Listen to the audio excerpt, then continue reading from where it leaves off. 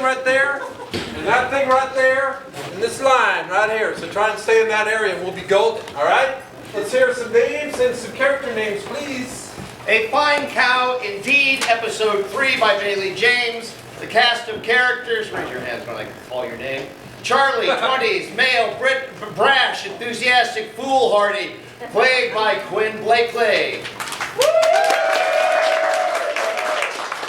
Blake, 20s, male, nervous, pliable, optimistic, played by Everett, LeViness. Jazz, 30s, female, sassy, unpredictable.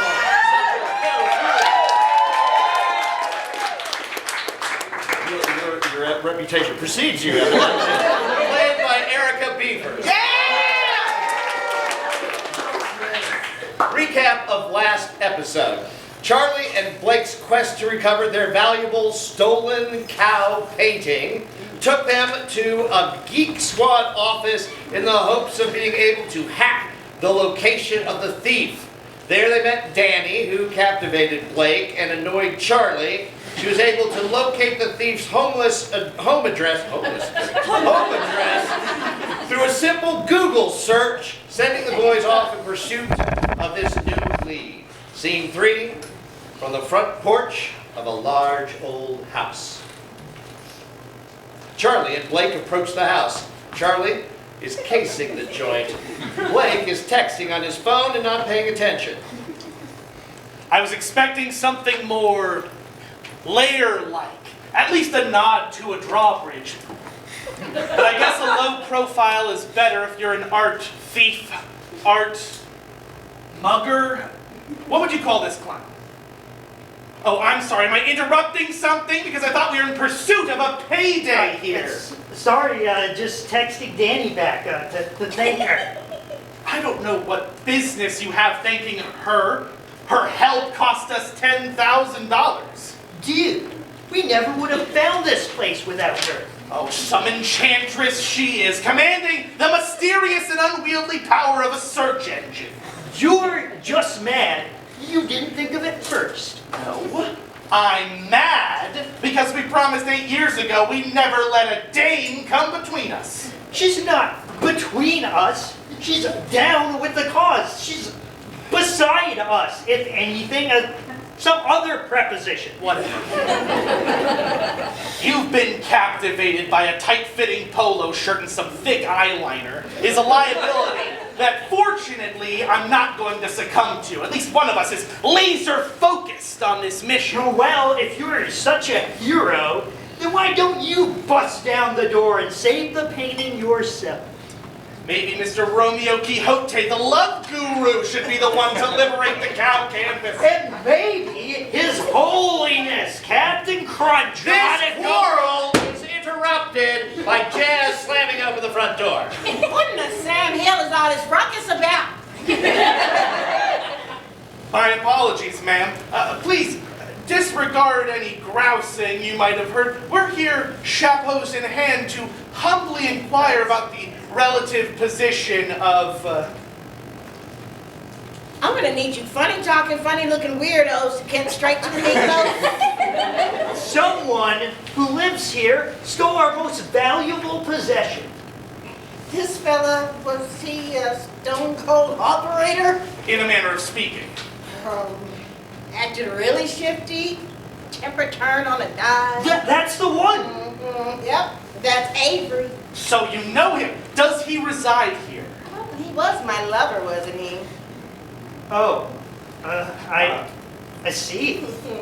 Gentlest hands this side of the Mississippi. Never good for dusting off old statues if you get the meaning. I don't think we need to excavate that insinuation any further. Is he available for an ambush? No, I'm never seeing this cruddy butt again. Why not?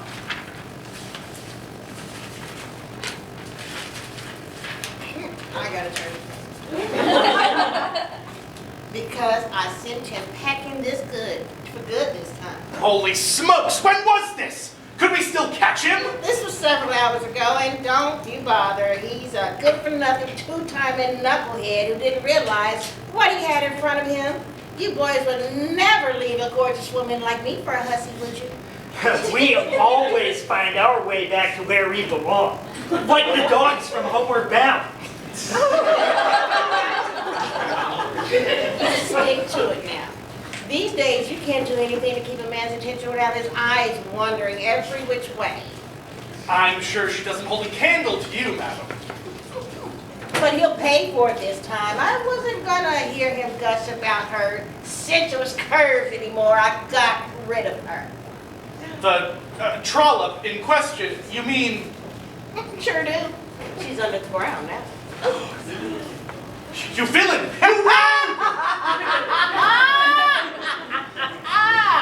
Oh, hush! I'll put her in the box first. She's protected from the elements and she'll hold up fine for a while.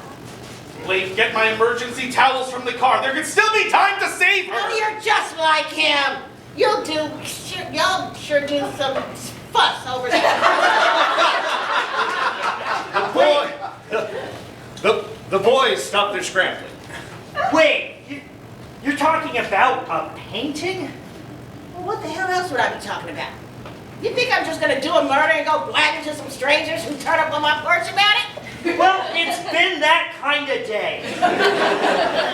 So, just to be clear, you were jealous of a painting, so you buried it in the ground to punish your paramour. Do I seem like that's some kind of crackpot to you? I didn't just bury the painting in the ground for no dang blasted reason.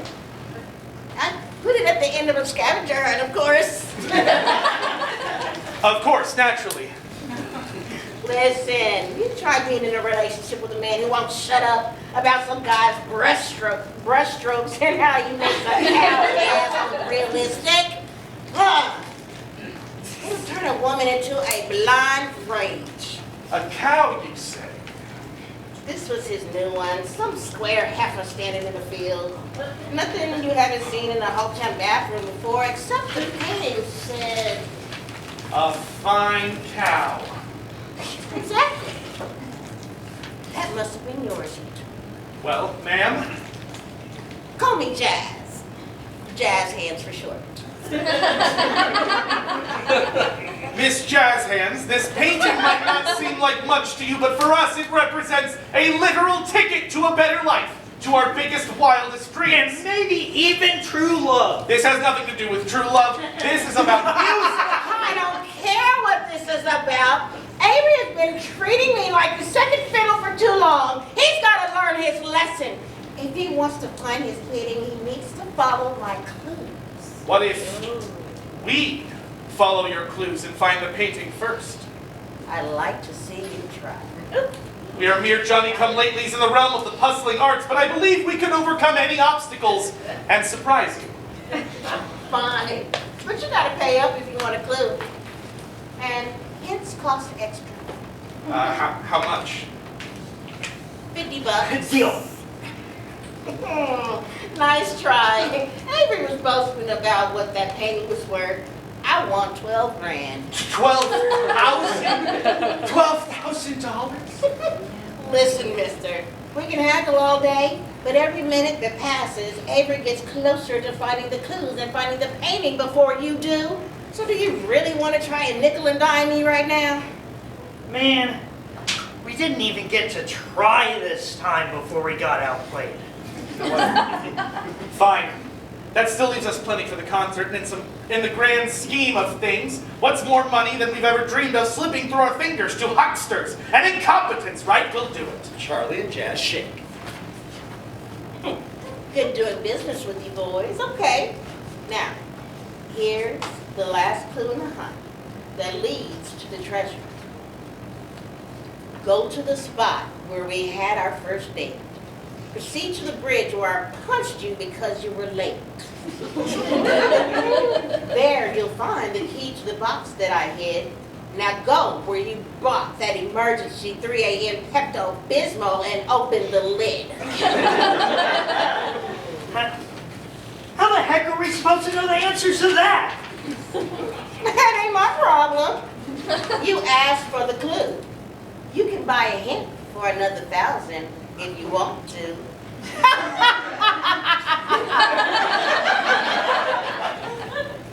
Listen, Jazz.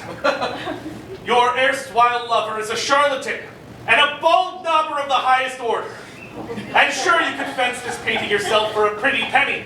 But would there be any sweeter pleasure than watching the thing Avery loves most in the world slip through his fingers and into the hands of the largest jamokes you've ever met?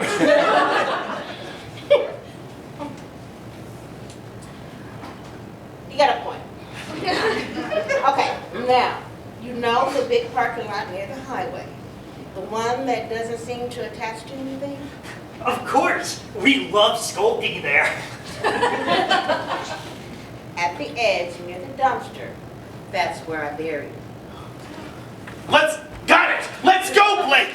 We don't have any time to waste! The boys start running off for their emergency trowels. The race